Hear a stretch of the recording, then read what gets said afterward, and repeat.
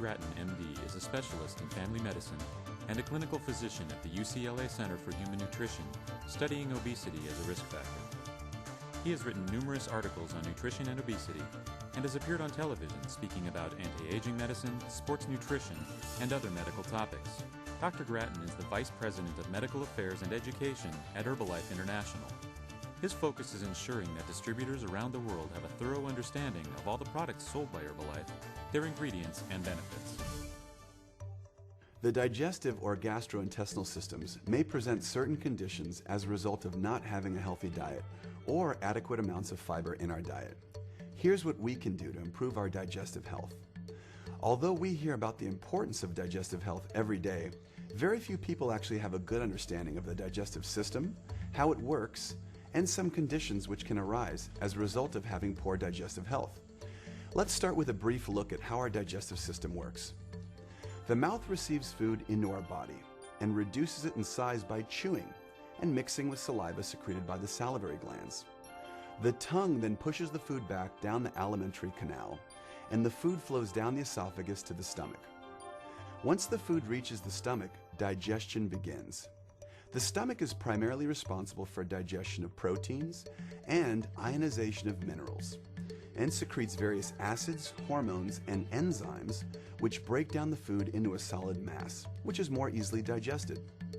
Now, water and sugar are absorbed in the stomach, and the majority of other nutrients are left to be absorbed in the small intestine. The small intestine receives the food from the stomach, as well as secretions from the pancreas, liver, and its own glands to complete the digestive process for all three basic food groups. Most of the absorption of nutrients occurs in the small intestine, which is 21 feet long and divided into three segments. The first is the duodenum, 10 to 12 inches. The duodenum primarily deals with absorption of minerals. The next is the jejunum. It's the middle portion, and it's about 8 feet long. The jejunum is responsible for absorption of water, soluble vitamins, carbohydrates, and protein. Next is the ileum, the end portion, about 12 feet long.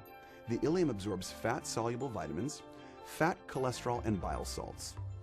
Now, the villi, or the intestinal hairs in the small intestinal wall, are the primary structures through which absorption of nutrients occur. Eating toxic food or trashy food can cause a layer to accumulate over the villi, and this impedes the absorption of nutrients into the body. In addition, intestinal juice is produced by the glands of the small intestine itself, which completes the digestion of proteins and carbohydrates. After the majority of nutrients are absorbed in the small intestine, the large intestine absorbs water. It also absorbs electrolytes and some of the final products of digestion in limited amounts. It also provides temporary storage for waste products, which serve as a medium for bacteria. Now, the large intestine is about 5 feet long, and it consists of the cecum, the appendix, the colon, the rectum, and anal canal. The large intestine has no digestive function in itself. Critical to the operation of the gastrointestinal system is an adequate intake of fiber. Many major diseases of Western society relate to the lack of dietary fiber intake. Consider that in 1 year, the average American consumes 100 pounds of refined sugar, 55 pounds of fats and oils, 300 cans of soda pop, 18 pounds of sweets and candy, 5 pounds of potato crisps, 7 pounds of corn chips, popcorn, pretzels, 63 dozen donuts, 50 pounds of cakes and biscuits, and 20 gallons of ice cream. Cultures that consume high fiber diets usually have a transit time through the gastrointestinal system of around 30 hours and a fecal weight in the vicinity of 500 grams. Now, in contrast, Europeans and Americans who eat a typically low fiber diet, which is about 20 grams per day, they have a transit time of greater than 48 hours and a fecal weight of only 100 grams. So when the fiber is added to the diet of individuals with high rapid transit times, their transit times slow down, thus normalizing bowel movements. So the effect of fiber on transit time is related to its effect on stool weight and size. A larger, bulkier stool passes through the colon more easily. It requires less pressure to be produced during defecation and subsequently is less straining. Now, this results in less stress on the colon wall and therefore avoids the ballooning effect, which results in diverticula, and it prevents the formation of hemorrhoids and varicose veins. Now, the effect of dietary fiber on digestion are also noticeable. Although dietary fiber increases the rate of transit time through the gastrointestinal tract, it slows gastric emptying. This results in food being released more gradually into the small intestine, and as a result, blood glucose levels will rise more gradually. Now, dietary fiber is also of primary importance in maintaining suitable bacterial flora in the colon. A low fiber intake is associated with both an overgrowth of harmful bacteria and a lower percentage of beneficial bacteria. A high fiber diet will promote the growth of beneficial bacteria. As obesity has become an epidemic in our world, it's important to note the role of dietary fiber in preventing obesity by increasing the amount of necessary chewing, thus slowing the eating process. Also, improving digestive hormone secretion, improving glucose tolerance, increasing fecal calorie loss, and inducing a state of satiety.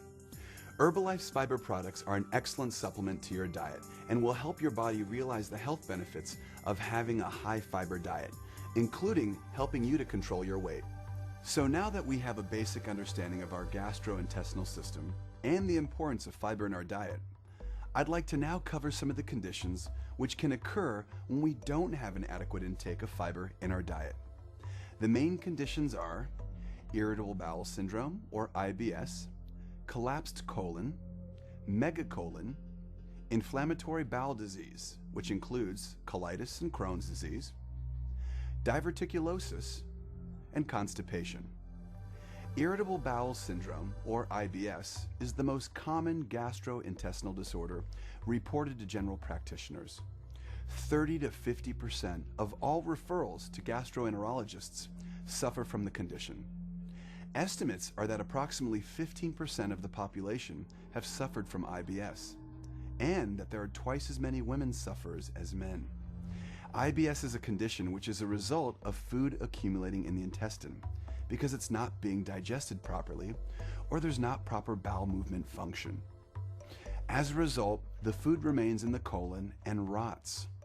This leads to toxic chemicals being formed, getting absorbed into the body, and beginning to poison our systems. If enough fecal matter accumulates in the colon as a result of it not being eliminated from the body, a condition known as collapsed colon may develop. This is a condition which occurs when fecal matter is not eliminated from our digestive system on a regular basis.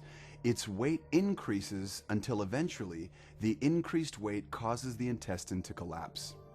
In falling, pressure is exerted on the organs that normally reside on the bottom part of the abdomen, creating complications with the bladder, prostate, and for women, the uterus and other female organs.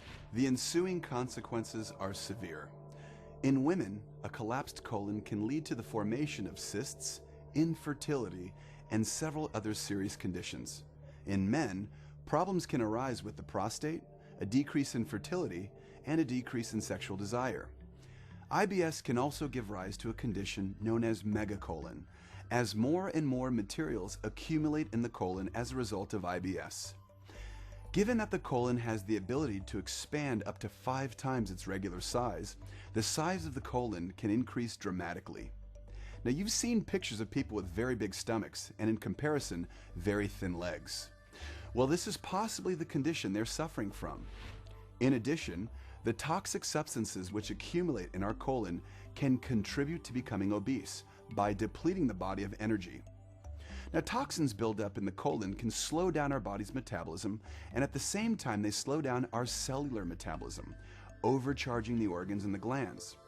This results in a slower metabolism, not burning as many calories, and leading to an inevitable increase in weight. Again, merely cleansing the colon will greatly improve the metabolism and eliminate a major cause for gaining weight. Now let's talk about inflammatory bowel disease, or IBD.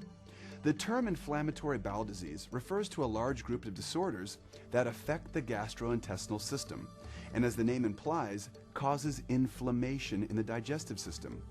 Inflammation is a process that occurs when the body's immune system begins to fight off viruses, bacteria, or fungus, creating some chemicals which may irritate the body's own tissues, causing heat redness, swelling, and loss of function. Now, these changes are all characteristic of inflamed tissue. In ulcerative colitis, inflammation occurs in the lining of the large intestine and the rectum. In rare cases, it may extend into the small intestine. But in most cases, however, the small intestine remains normal. There is strong evidence suggesting that dietary factors are the most probable cause for this disease. Ulcerative colitis and Crohn's disease are two common forms of IBD. Ulcerative colitis occurs only in the lining of the intestine, while the damage caused by Crohn's disease can extend to all layers of the intestinal wall. The inflammation associated with ulcerative colitis can eventually cause portions of the intestinal lining to peel off, exposing open pits or ulcerations which can easily become infected. Ulcerative colitis occurs in all age groups and affects men and women equally, although the most common age of diagnosis is between 15 and 35 years of age. Another serious condition which develops as a result of not having enough fiber in your diet is diverticulosis. Diverticulosis is a condition where pockets or pouches form in the large intestine. The large intestine is a long tube-like structure that stores and eliminates waste material. During normal lower intestinal function, the waste material is slowly pushed along the large intestine to the rectum by the muscular bands in the colon. As a person ages, this continuous pressure can cause a bulging pocket of tissue or a sac called a diverticulum that pushes out from the colon wall. More than one sac is called diverticula.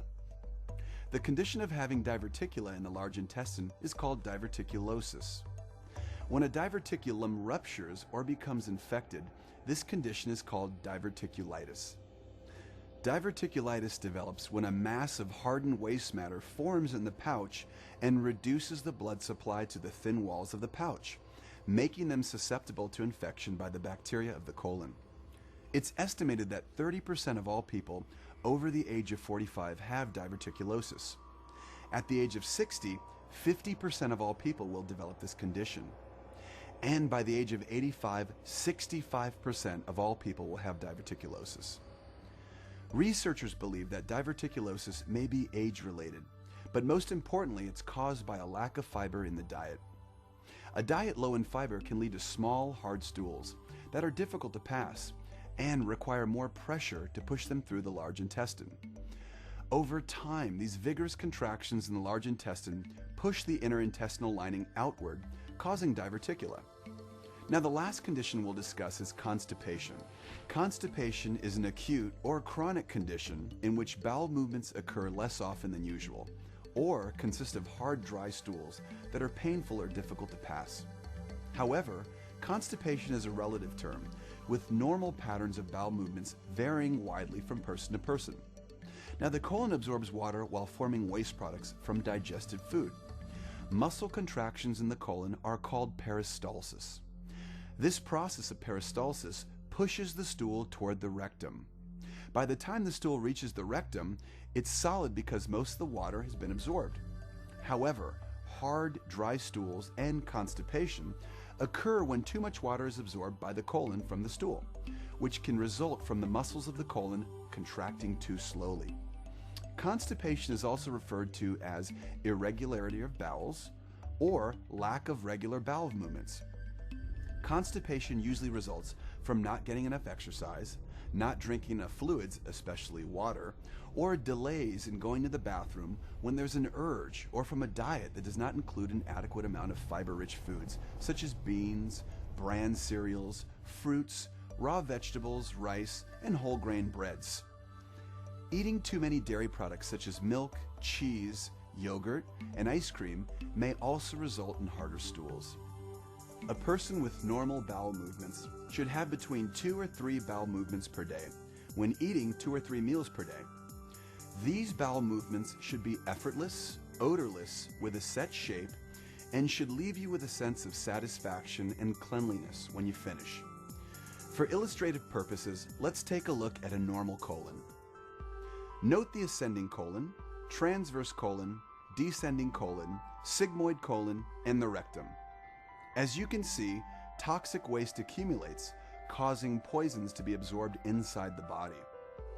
This is what happens to our body when we don't evacuate regularly. We are basically carrying poison inside our bodies.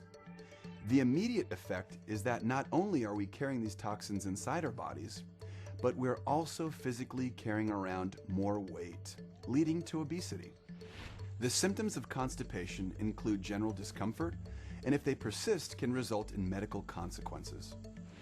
All of the conditions that we've discussed here could have been greatly alleviated, or maybe even avoided, simply by having an adequate intake of fiber. If we're not getting an adequate amount of fiber in our diet, Herbalife provides products to supplement the fiber in our diet and help us achieve optimum gastrointestinal health. I recommend everyone to consider the 21-day AM/PM cleansing program offered by Herbalife to begin their digestive health support routine. Upon its completion, we should consider taking the Herbal Aloe Concentrate on a daily basis, and then supplement our diet by taking Herbalife's fiber products to ensure an adequate amount of fiber in the diet, thus ensuring regular bowel movements, increased satiety, and good digestive and intestinal health in general.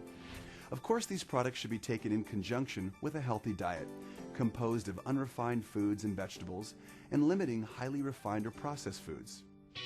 Talk to your independent Herbalife distributor for further information about our digestive health products.